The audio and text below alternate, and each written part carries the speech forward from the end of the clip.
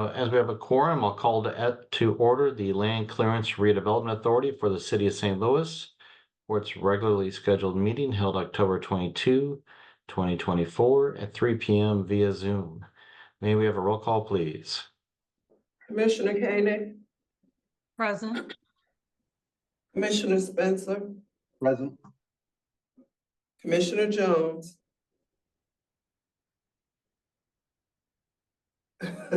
He did a thumbs up. We'll record that as a present. And Chairman Brown. Present as well.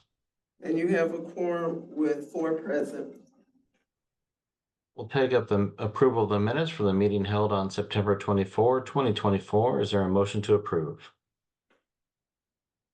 I so move. Second. I'll second. All right, we have moved by Commissioner Koenig, second by Commissioner Spencer. May we have roll call vote, please? Commissioner Koenig, Aye. Commissioner Spencer, Commissioner Jones, and Chair McBride. Aye. Motion passes with all voting yes.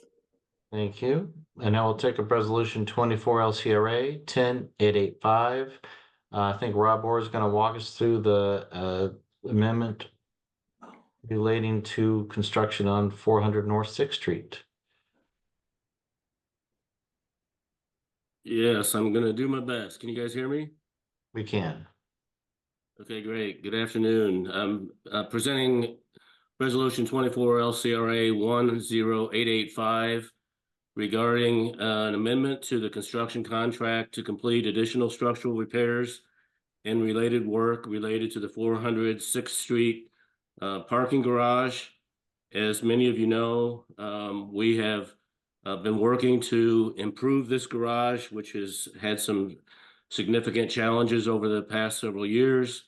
In 2022, 2023, we hired Walker Consultants to do an evaluation of the conditions of the garage to determine what short and long-term repairs are necessary to extend the life of the garage, which is almost fully leased by a tenant. And we, in 2023, we hired CDG Engineering to help us evaluate Walker's report. SLDC doesn't employ a civil engineer currently, and we needed assistance in determining what that report said and help recommend the best approach forward.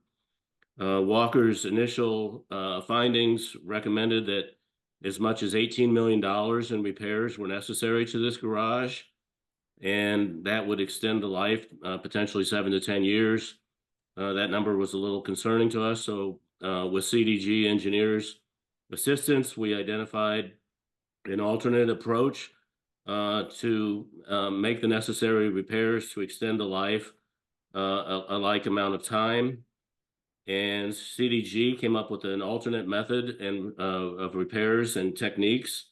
And in late 2023, we actually hired them to do the engineering design work. They created the engineering plans that were necessary to go out for bid. We put those bids out, and the lowest bid we received was from Western Waterproofing, who we ended up contracting with. The initial base bid for that work was roughly $1.8 million. By comparison, the highest bid for that same work was $4.2 million. Later, we hired CDG to help oversee the construction of that. Again, we didn't have a civil engineer on staff to help make sure that the identified and designed repairs were built properly. And so CDG has been providing that service for us. We also extended their contract to evaluate other areas of the garage that were also in need of repairs, but weren't necessarily a part of the urgent first package that we put out for bid. Since then, in addition to that, to the additional repairs that they identified that were necessary, along the way, we've encountered a number of change orders and additional work that's necessary on other ramps and other levels of the garage. And we recently received 5 change orders that comprise a significant amount of the additional work that CDG has identified to this point in time. With all of those additional change orders, plus right around $100,000, just a little bit less, as a contingency so that we don't have to come back to the board to prevent the project from stalling as those work is completed. We are seeking to increase the cap of the contract to $2,850,000. And all in, that will put us, I believe, a little over 3.4 million, including engineering and the contracts for those repairs. And again, as a reminder, that's compared to a base bid that was 4.2 million. So we're already significantly less than that and getting a lot more work done.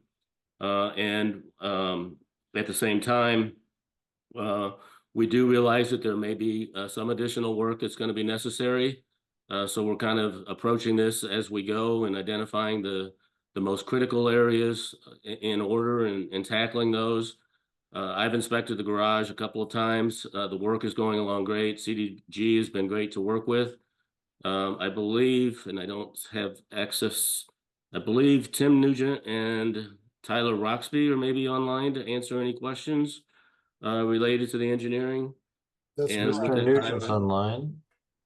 Hello, Tim. Is Tyler, is that Yes, also available? Yeah, we're both on here. This is Tim. Oh, and very good. I Tyler's see, on as I see well. Tim. Gotcha. Well, thank you, Rob. And Tim, Tyler, if you would add a little bit more context to the presentation that Rob Orr made. so a little additional, yes, we've so far completed, actually a lot of the original construction has been completed. There are a few areas that are still outstanding, but they are kind of pending the approval of these next change orders, just for convenience of workflow.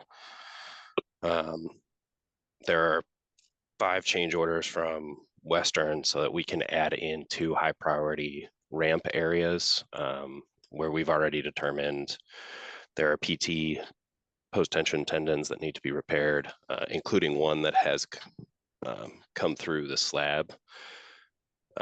Additionally, we did a survey to determine level 1 and level 2. There were major column spalls and repairs that were needed. So that's an additional change order to get those repairs done. These are areas that we believe have severe structural significance and should be repaired as soon as possible. And then we also, for CDG to perform our construction services and keep having oversight for these repairs, there's additional fee for that. If I can add in, so Yeah. the change orders that are in question here are change orders 9 through 13. Number 9 and number 10 cover those 2 additional post-tension slab repair areas on level 3 and level 4. Then there's a change order 11 and 13 that cover the high priority repairs that we found from some of the additional engineering investigation work that we've been performing on level 1 and 2. And then change order 12 was for a post-tension beam that was in the original repair area. When we put together the original construction repair documents that were bid and are currently under construction, it was anticipated that that beam, the concrete deterioration would be conventional repair methods, and we were not going to have to get into the post-tensioning tendons in that beam. In construction, when we got that opened up, we determined that 3 of the 11 tendons on that beam had failed. So we need to actually repair the post-tensioning. So part of this is to make those structural repairs to the post-tensioning system in that beam, in addition to the conventional concrete repairs that have already been executed on that beam as part of the overall repair process.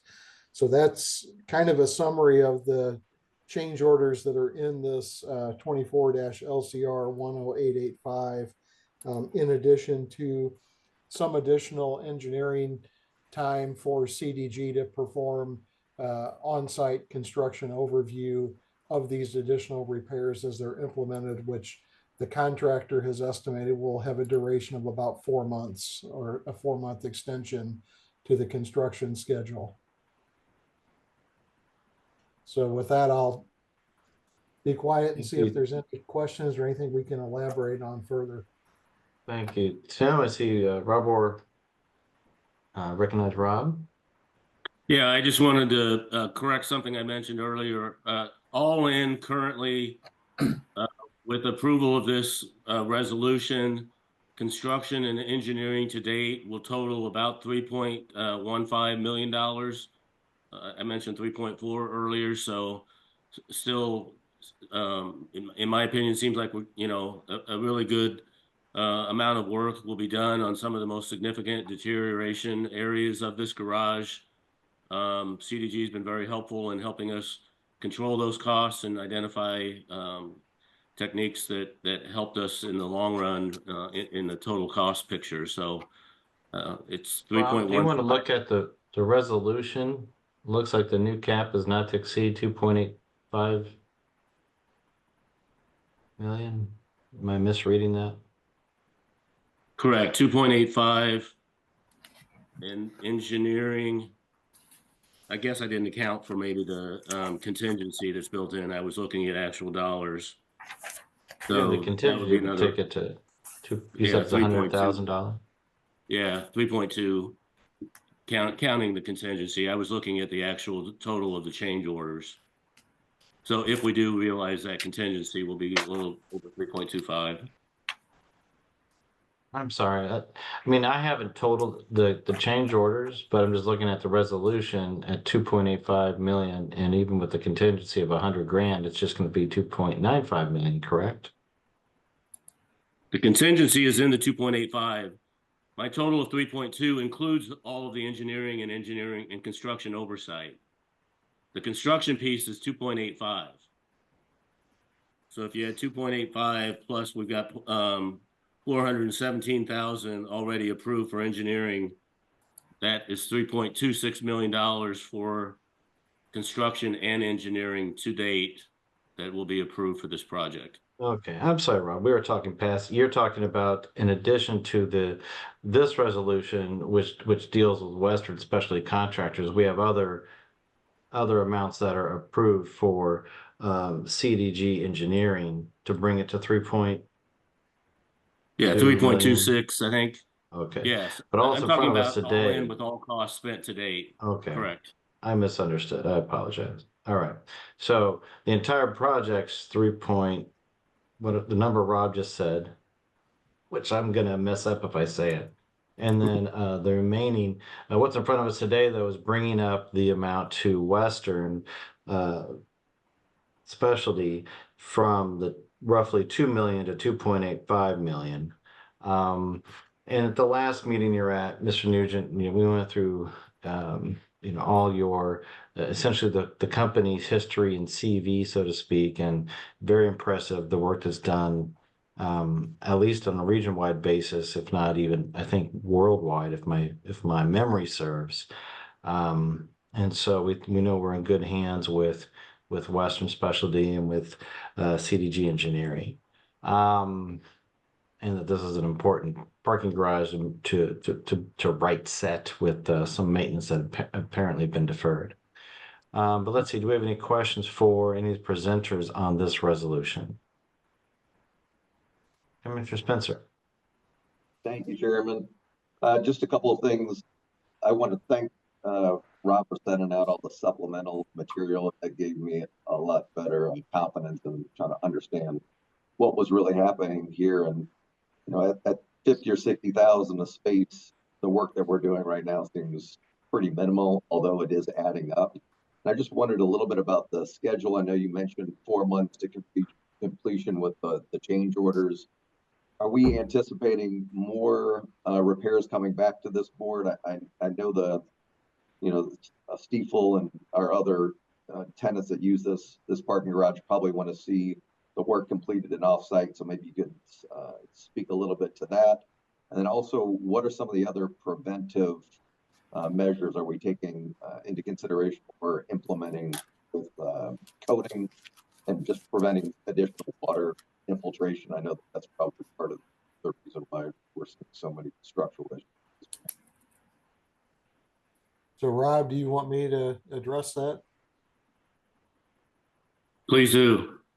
Okay, so as far as the second question, um, as we're working through this garage, each area that we're making repairs, we've been also replacing expansion joints, which the expansion joints in those areas were leaking and allowing water and salt infiltration that was leading to deterioration and accelerating deterioration in those areas. So those areas are being fixed as part of the structural repairs to protect the investment that is being made in the restoration of this garage, in addition to new waterproofing membrane being placed on the floor slabs in those work areas to restore that and protect that investment. The first part, CDG is working on, as part of our current contract, a comprehensive review of that overall structure. We do have some areas that we have not completed that review in, so I can't say that we may not find some other areas that have more immediate structural concerns, but we think that most of the worst condition areas have been already identified.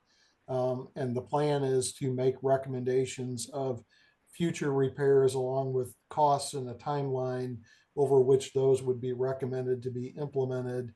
There are some that we're aware of, but we think they can be spread out over, the next several years or possibly more. But we do still have some areas of that garage on the 7 levels that are out there to finish our evaluation on.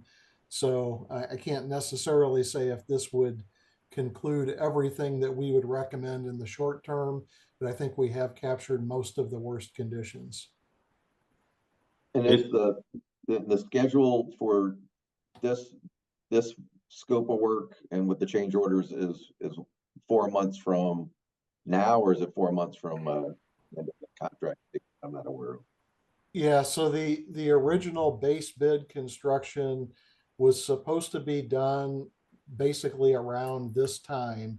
As Okay. Rob mentioned, we did have some change orders and some additional repair work that has been incorporated into that work already. So I think we had a little bit of additional time from that standpoint. If I had to take my best guess today based on what we know of the planned additional repairs and where Western, the contractor, is at, what they're estimating those additional repairs to take, I would say we might be 4 months from now, maybe 5 months from now to completion with this added work, somewhere in that range. Okay. And one question on the waterproof membrane. I know you mentioned covering the areas that you're doing work in. Do you think that it would be something to consider to do the whole structure just to protect, each level kind of evenly, or is that just a cost decision? There would be a benefit to that, but if you have underlying areas that are in need of structural repairs, then in order to make those structural repairs, you would have to remove that membrane, at least in some areas, and then replace it. So that's something that we'll comment on when we finish the rest of our overall evaluation of the timing of when we would recommend doing that work. But there would be benefit to doing it now, but it would be at a higher overall cost if you had to come around behind it and still make structural repairs in some of those areas. And there are structural repairs in a lot of different areas of the garage that over some period of time will need to happen. So we'll be looking at that and helping you as the owner to assess the timing of when best to implement that to protect the structure, but also get the most value for the dollars that you're investing. I think sometimes it feels like Groundhog's Day. We have the same conversations over and over again, but since you're on site and you understand what needs to happen, this is probably the time to make those additional investments and try to prolong, any major additional investments in a short period of time in the future. So it's something else to consider. I know Rob's on site and for this, but I'd love to see it.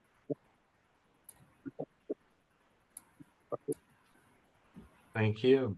Thank you. I recognize, Rob Orr's hand.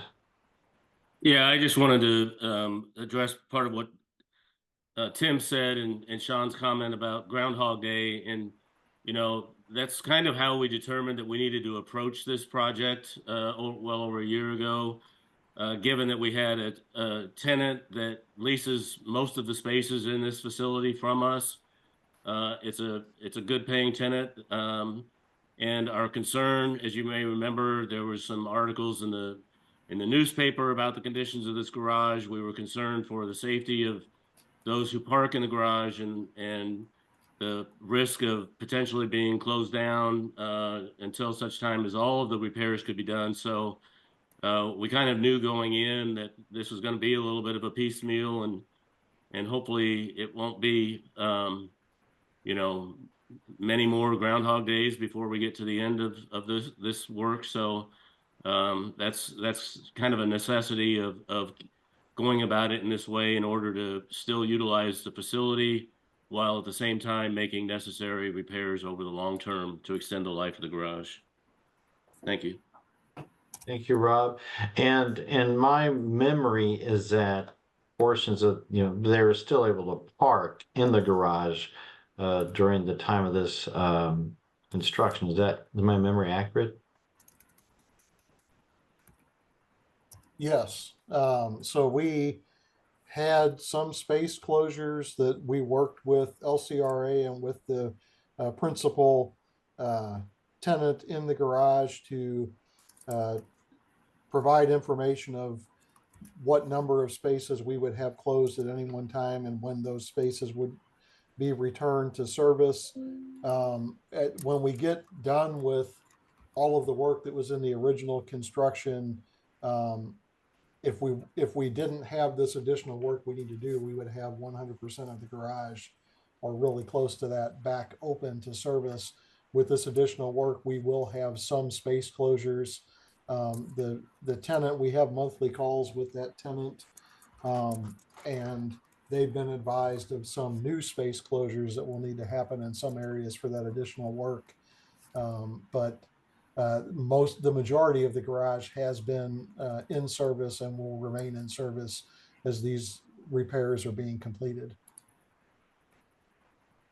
Outstanding. All right. Any other questions for any of the presenters on this resolution? Hearing none, I entertain a motion to approve Resolution 24 LCRA 10885. So moved. Second. Moved and seconded. May we have a roll call vote, please? Commissioner Koenig, Aye. Commissioner Spencer, Aye. Commissioner Jones, Aye. and Chair McBride. Aye. Motion passes without voting yes. Thank you. Thank you, gentlemen. We appreciate your work on this. Thank you. We're going to move on to 24 LCRA 10886, relating to a resolution for participation in MDFB funds for Boys and Girls Club and PGA Reach Gateway. Rob, are you walking us through that, or is Jake? I'm going to put you in Jake's very competent hands. Outstanding. Please proceed. Thank you, Rob. I think I'm on a 3-month streak with these, so we'll keep the streak going. So this resolution authorizes activities related to contribution tax credits anticipated to be obtained from the MDFB to support the proposed construction of a community golf and youth recreation facility adjacent to the Herbert Hoover Boys and Girls Club on North Grand Boulevard. Just to provide a brief overview of how this relationship is structured. For approved projects to MDFB, contribution funds are made to an account. Contributors then receive a 50% tax credit in return, and those funds sit with MDFB. As work is completed on the approved project, it is invoiced to us, and then funds flow from MDFB to us, in this case LCRA, and then are dispersed to the beneficiary. We do take a small application fee and an admin fee, but none of the funds come from LCRA ourselves. We're just I do believe everyone probably is already somewhat familiar with this proposal. I know it's been in the pipeline for quite a while, but we do have several speakers available to provide an overview of the project and answer any questions. We have Dr. Flint Fowler from the Boys and Girls Club, as well as Allie Wells from PGA Reach and Wendy Dyer, who is a consultant on the project. So I will be happy to answer any kind of MVFB questions, but would defer to them for any project specific questions. Thank you, Jake. Dr. Fowler, do you have any additional context you want to add to this? Just as Jake said, this is a project that's been in the works for quite some time. It did take an extended period of time for the grounds to be cleaned. It was the site of the former Carter carburetor facility, and so there was quite a bit of contamination. Everything was signed off on in 2020, 2021. So we weren't able to fully get the fundraising underway until that was done. Now that it has been completed, this is a portion of the campaign that would allow us to solicit and secure support from individual donors. I know in our business, tax credits go a long way in helping donors give larger contributions than perhaps they would if the tax credits were not available. This project will also complement the work that's happening with the Brickline Greenway, and I think it will make this portion of North Grand a destination for our city. For those that are familiar with the old Carter carburetor space that laid vacant for more than 30 years, will understand that it was a deterrent to development and I think a blight on the city and certainly the Jeff Vanderloo and the Greaterville communities. And so with that space down or that building cleaned up, we're in a better position to do something positive, not only for the children that we serve at the Boys and Girls Club, but for the larger community as well. Thank you, Dr. Fowler. And will the people using this, will they have access to clubs themselves? They're not going to bring their own equipment, correct? No, so that equipment will be made available to them. Part of the reason for the wonderful partnership with PGA Reach, they currently run a program with young people, teaching them the game and the business of golf. We'll also have other features there. It'll be open to the children who are members of the Boys and Girls Club.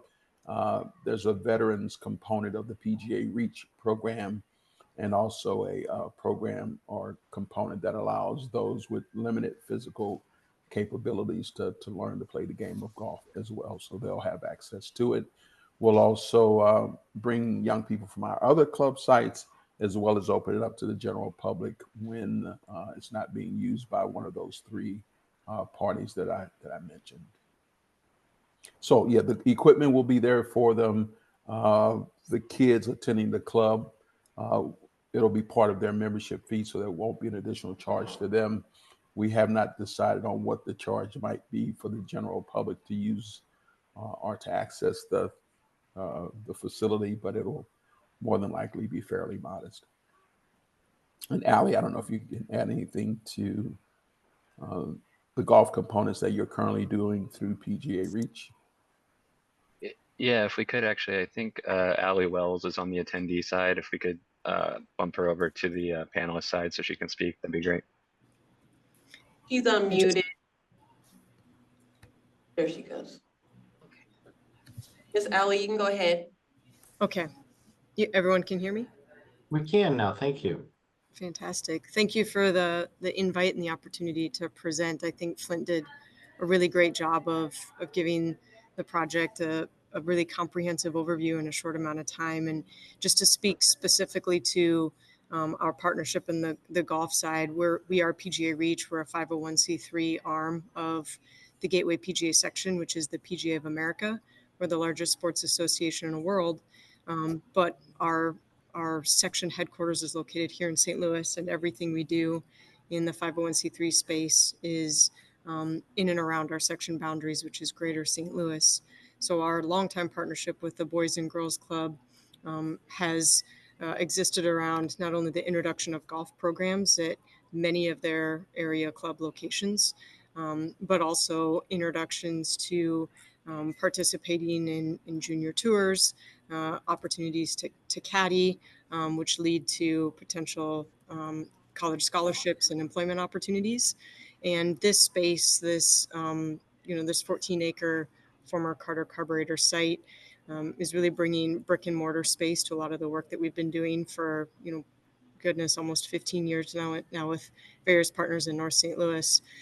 It definitely drives introduction and access to the game at free or very, very reduced cost to kids and the veterans and the community at large. But it also offer opportunities to learn how to caddy, which Evans scholarships to the University of Missouri are often unused and are full-time or full ride scholarships for kids. So this space was kind of a conglomeration of not only access to the game, where it's not always introduced and made available, but also access to networking, employment opportunities, and next steps for college. So not only will the club members of the Boys and Girls Club have access to the space, but as Flint mentioned, community members, veterans, and other participants of some of PGA Reach Gateway programs that we offer. Golf is who we are and what we know best, but certainly not the only sport that matters and not the only opportunity that will be made available. So this property will also have access for batting cages. St. Louis City SC will be building a multi-purpose pitch field on the facility as well. Community walking and workout trails, community gardens, multi-purpose green space that will allow for golf as well as other sporting activities. Holes that can converted into Frisbee golf holes. Those are some examples of some of the things that will be there. There'll be about a 4,000 square foot brick and mortar, building, which inside will offer kind of some simulator and STEM opportunities and also offer a place for extension of the current Boys and Girls Club program. So this is the next step in a long-time partnership with the Boys and Girls Club and something that will be a kind of a lasting asset and benefit to the community. For those that remember, in 2018, the PGA Championship was the 100th anniversary of the PGA Championship that came to Belle Rive Country Club.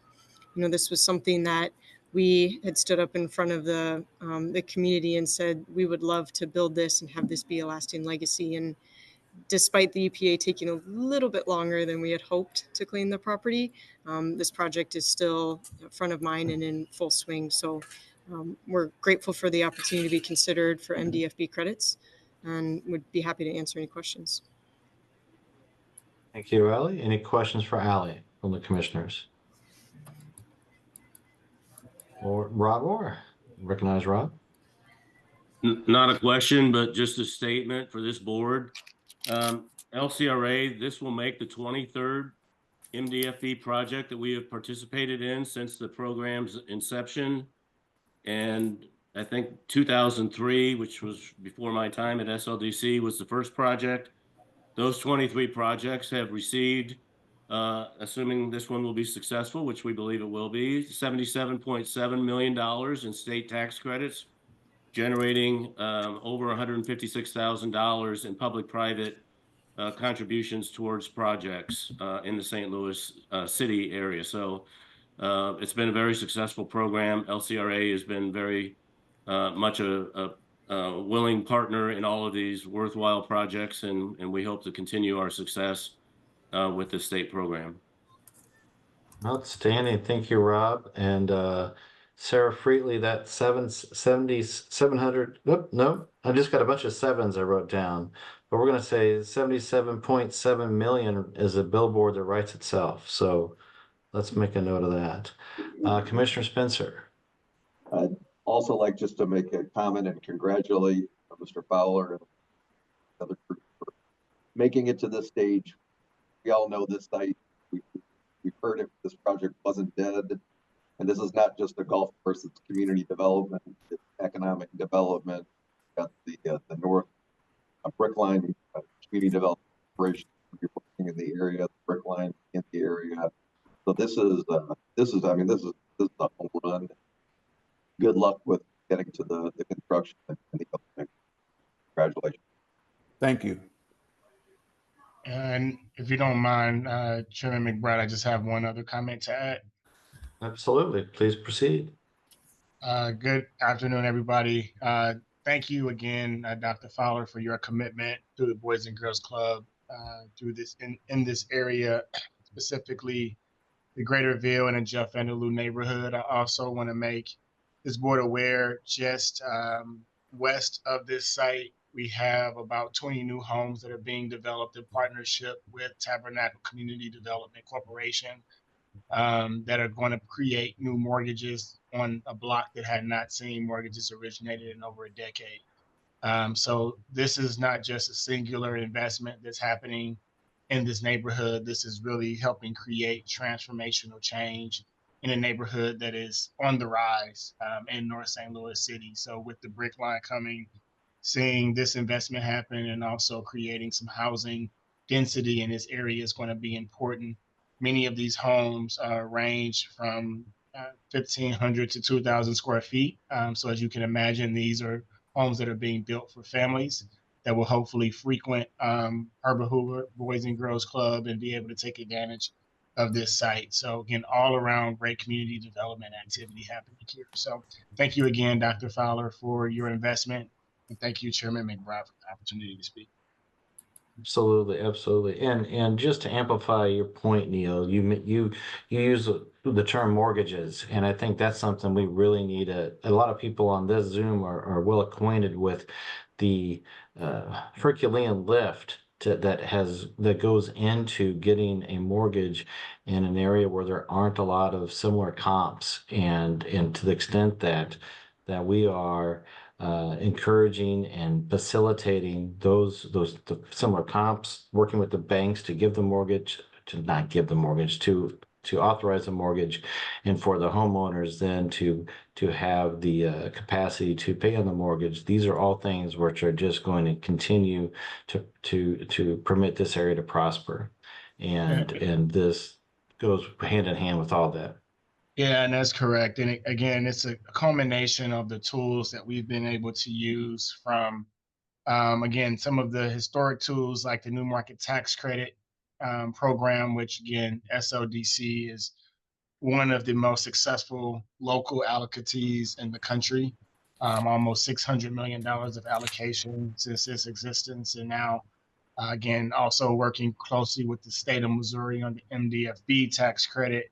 But then the homes that are being built by Tabernacle Community Development Corporation, the mortgages, we are also providing the Home STL program, which is a $50,000 down payment assistance, a home buyer assistance for those families that are at 80% AMI that's moving into these neighborhoods. So they're getting instant equity into a home. So as you see assets being built, like what's coming here, those valuations for those properties that are being purchased today by those low to moderate income home buyers are going to just help with the overall valuation of their property and ultimately building wealth. So as we talk about our 5 primary goals of the Economic Justice Action Plan, growing our city's tax base while also closing the wealth gap, this achieves both of those things. So that's just a combination of how we're leveraging all our tools in one concentrated area to drive collective impact. Outstanding. All right, I believe the Wendy Dyer's name was mentioned by Jake. Does Wendy have anything to add to this, or we didn't mean to overlook you? No, I think my colleagues have all said things wonderfully. I would just add that this has a very strong environmentally conscientious element, separating the stormwater from the sewer water to be part of that effort in the overall city. Bringing in rain collection storage facilities that will hold like 19,000 cubic feet of water, cubic inches or whatever. And then the other thing I would add is that the Boys and Girls Club has already successfully managed an MDFB tax credit program with the Teen Center of Excellence in Ferguson. That was a $2 million allocation that resulted in $4 million in tax credits for that project. Outstanding.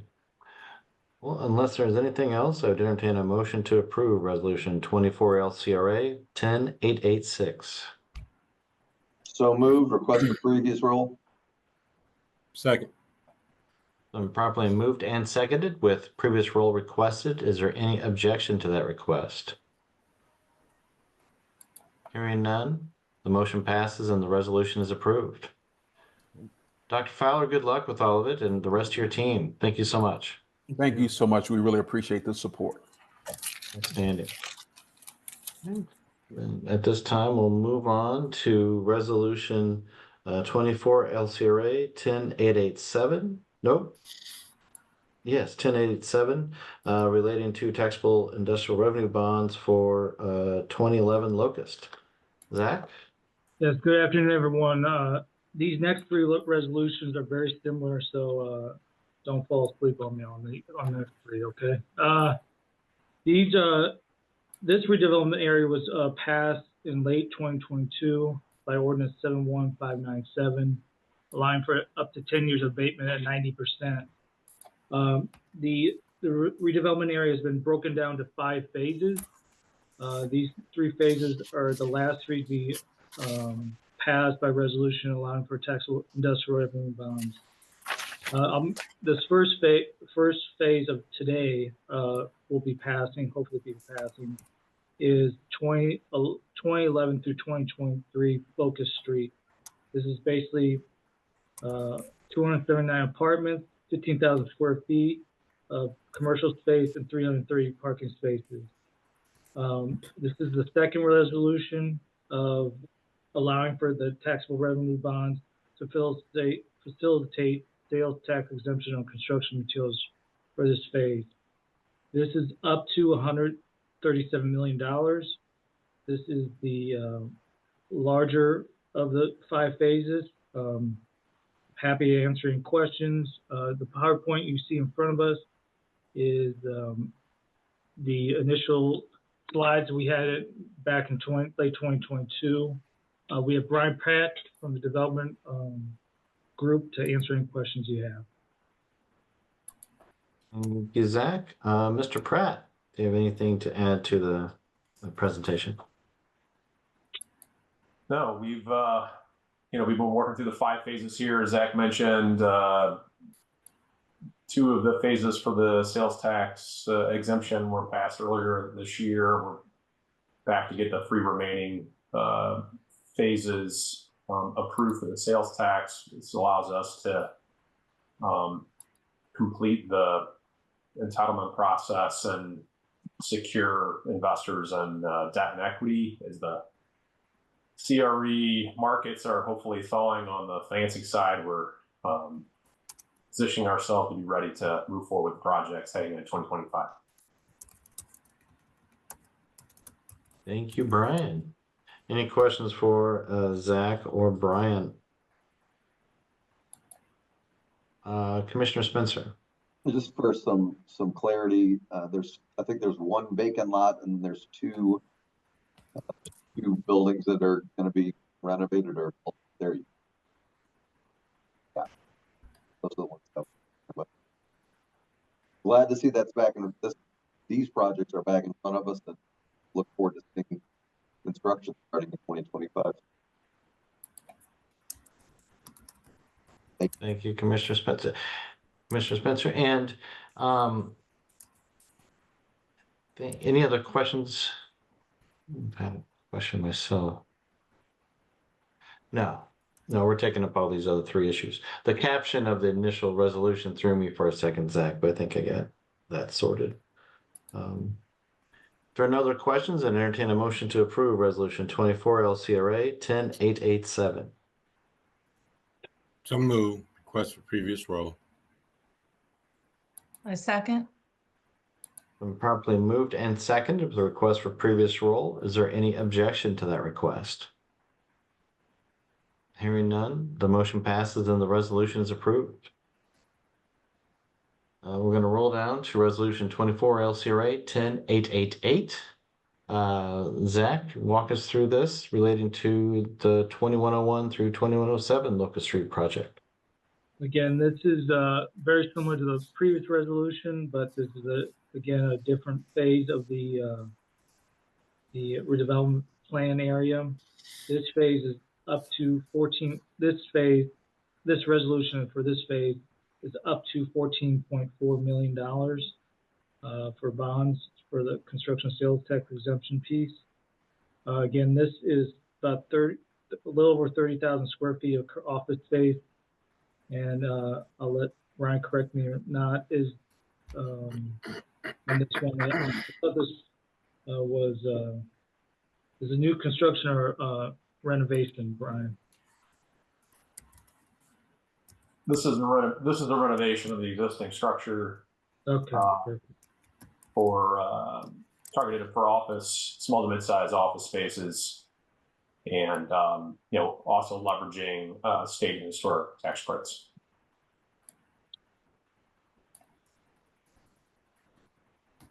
Thank you. Brian, anything else you wanted to add? Not at this time. Thank you. And Zach, we don't need Mr.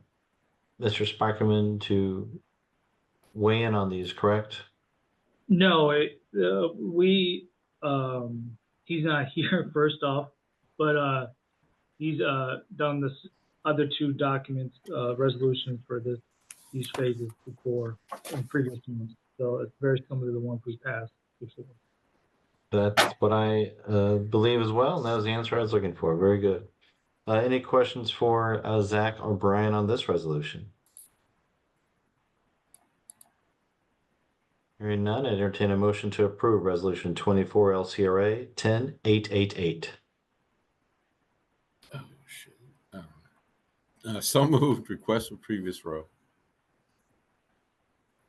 Second. Properly moved and seconded with request for previous roll, or is there any objection to that request? Hearing none, the motion passes and the resolution is approved. And finally, we'll take up Resolution 24 LCRA 10889 related to 2109 Locust and the development project there. Again, this one's very similar to the previous two. This one is for 2109 Locust LLC for 2109 through 2115 Locust Street. This is up to 10 years and 90% for tax abatement. It caps out at 19.6 for the industrial revenue bonds for the sales tax exemption. These are 44 apartments. 15 of them will be 60% AMI, and the remaining will be 80% AMI. So this is all 5 phases together form a perfect scenario. There's all market types, mix of commercial and office space and residential. So it fits nicely into the neighborhood over there. So happy to answer any questions. Thank you. Any questions for Zach? So the building is going to replace all of the old buildings? No, the 3 you see to the left are all being renovated. Okay. Yes, and the one currently, the picture is of a vacant lot, and there's another vacant lot along Washington that'll be constructed a garage, but that was a previous phase that we passed a couple months ago.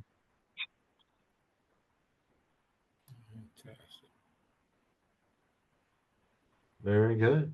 Unless there are any further questions, I'd entertain a motion to approve Resolution 24 LCRA 10889. So moved. Request for previous row. I second. Properly moved and seconded. Is there any objection to the request for previous roll? Hearing none, the motion passes and the resolution is approved. Thank you, Brian. We appreciate it. Thank you. We're going to move on to Resolution 24 LCRA 10890 relating to the resolution authorizing workforce development strategies for the Monarch. Stacy Fowler going to walk us through that. I see Stephen Davis unmuted himself. Good afternoon, Chairman McBride. I'm pinch hitting for Stacy today, so you're stuck with me. So, but thank you and good afternoon, commissioners. As mentioned, this resolution would authorize entering into a contract with Boost Strategy Group, LLC, for services related to the workforce development strategist, which includes workforce development strategy, community engagement, and execution of workforce development programs at the Campus for Economic Mobility at the Monarch, located at 3940 Dr. Martin Luther King Drive. And the funding for this program is provided from state and local fiscal recovery funds that were approved by the St. Louis Development Corporation back in 2024. So just brief background on this resolution. I believe it was approximately a year ago that LCRA purchased 3940 Martin Luther King with the intent of reactivating the site into not only a community center, but a workforce development hub for our emerging industry sectors here in St. Louis, with the intent of creating pathways for our residents to good paying careers and opportunities that may have not existed before. It is our hope that the site will also house wraparound support for residents going through the programs to be designed to ensure that they are successful in making it through those programs. And on the call today, we are joined by founder and CEO of Boost Strategy, Jackie Taylor. And so with that, we're happy to answer any questions that you may have.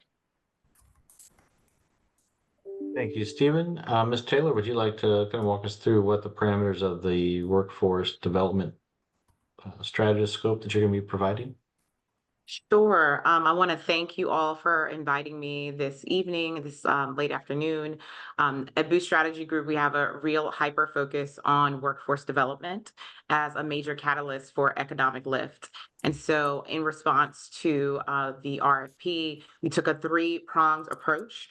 One is around the workforce development strategy that's data-driven based on where we're seeing jobs and pressing needs from an employment perspective. We have a methodology to support that workforce development strategy that we refer to as activating the entrepreneurial ecosystem, which involves not only doing the typical data assessment around job availabilities and occupational codes, but also interacting with employers and other organizations in the area to make sure that any workforce development strategy is directly aligned with actual paying jobs in the area. And so that would be the component of the first pillar. The second piece is around community engagement. Our approach is always making sure that it involves residents, entrepreneurs, and aspiring entrepreneurs in the area, as well as workforce participants. So the scope includes involvement of those stakeholders, community-based organizations, and our fellow residents to make sure that anything that's done is inclusive and responsive to the community's needs. And then the third leg of pillar is around the execution.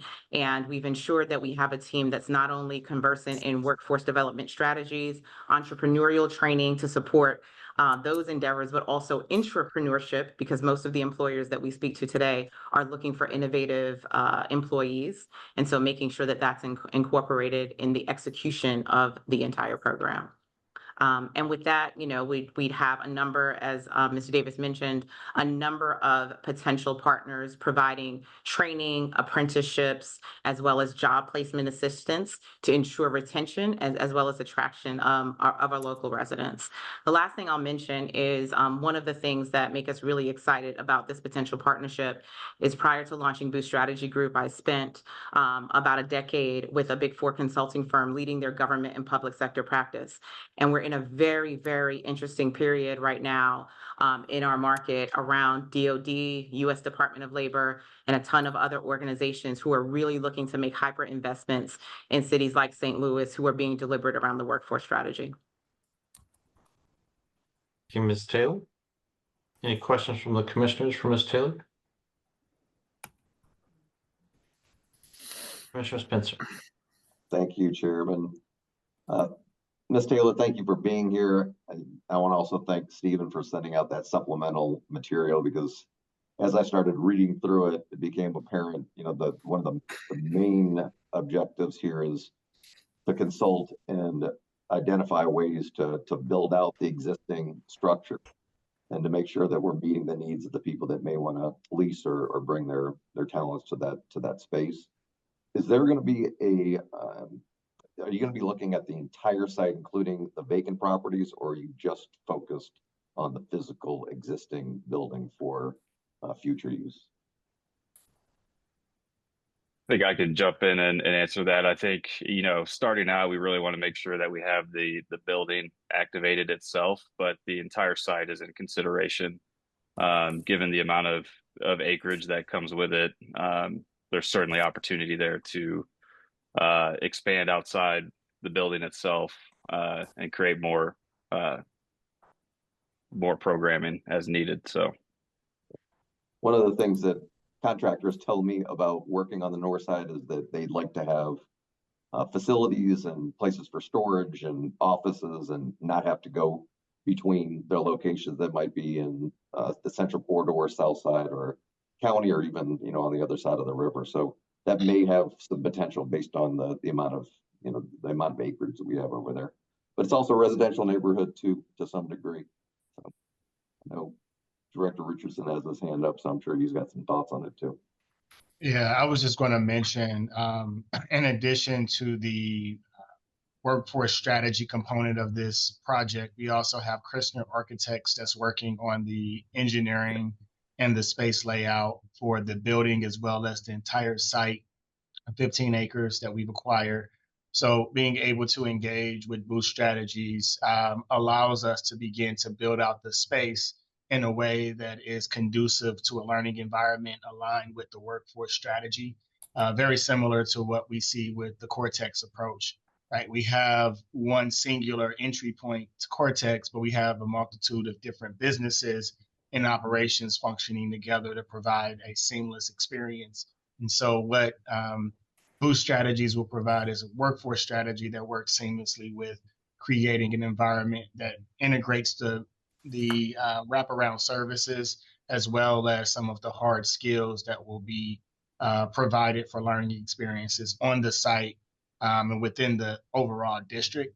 One of the other components of this work is really tied to the other industry partners, like the Advanced Manufacturing Innovation Center that's coming less than a mile away from the Monarch campus, and how those things tie together. And so to ensure that they're working in lockstep and there are not necessarily replication of services, more so there are partners and being able to complement the services that's provided at AMIC in conjunction with what's going to happen at the Monarch. So again, having a workforce strategist that's really building out a strategy that is supportive of the community and not, again, replicating other things that already exist and getting that feedback, and then allowing us to be able to build a scope with Christner Architects that builds out the space that's aligned with the strategy. So these things work hand in hand. And I know I just signed the amended contract for Christner to move forward with their architect and engineering drawings as we speak.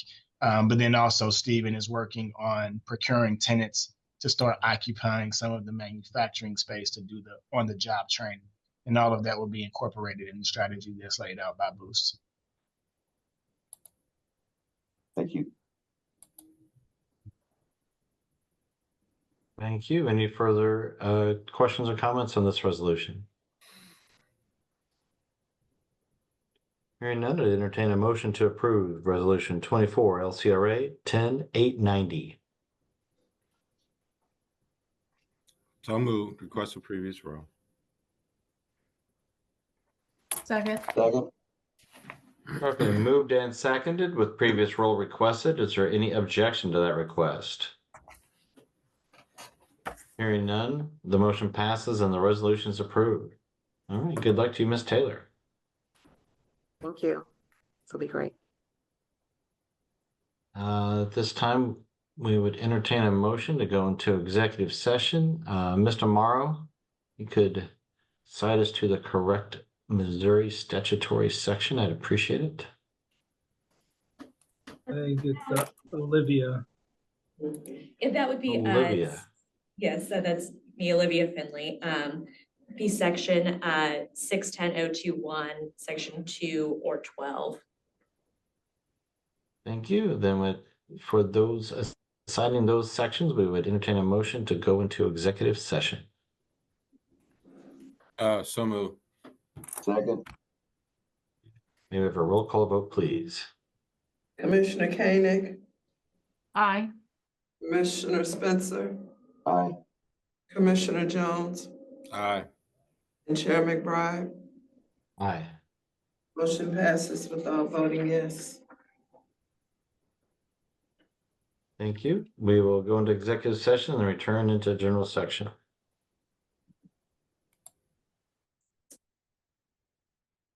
Very good. We have a quorum. Do we have anything in open agenda?